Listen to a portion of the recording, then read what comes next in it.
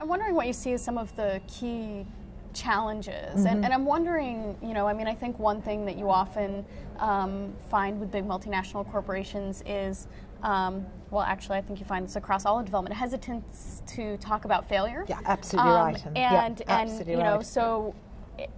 in some ways, it's all well and good to collect data about your programs and make your internal programs stronger, but I think sometimes there's a hesitance to open up that data to others, and so I think how do you address these issues of open data? And it is very, and I would push back and say it's not only companies who don't like to discuss failure, governments certainly don't either, and nor do a lot of NGOs. So, and I think it is one of our biggest challenges when it comes to learning what works and what doesn't work is that point. So if there was one sort of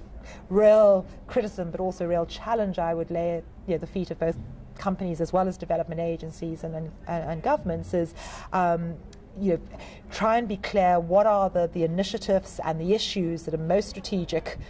to the the risks and opportunities that your company faces, and then if you're going to make a commitment, try and make a commitment for a minimum of 5 years, but preferably longer, and try and work with learning partners and evaluators from day one to do baseline studies so you can sort of see how you're doing, because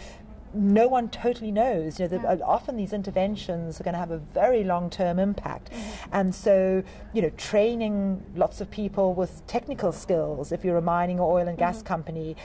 is fantastic. And then you think, well, but after construction phase finishes, where do those people go for the next round of jobs? And yet, to me, it's much better that they've got those skills than they don't have those skills at all. But really sort of thinking through every single intervention. Even philanthropic interventions. I remember Sophia Tikel, who used to be at Oxfam many years ago,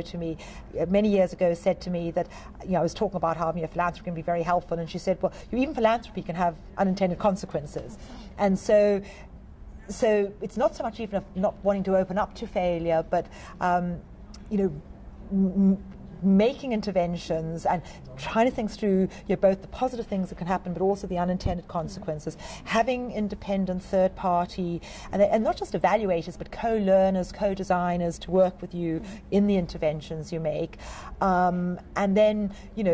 trying to be rigorous and honest at different stages on whether something's working or not. And part of that is recognizing that a lot of these issues it's going to take a long term, like many development interventions, to know. And so one of the biggest challenges and mistakes I think a lot of companies make is not staying with something long enough. So I think being rigorous and ambitious about the data collection and the analysis and the learning, and also being humble, both as the people who are doing a project, but certainly people like myself who come in and look at initiatives, and humble at how challenging it is.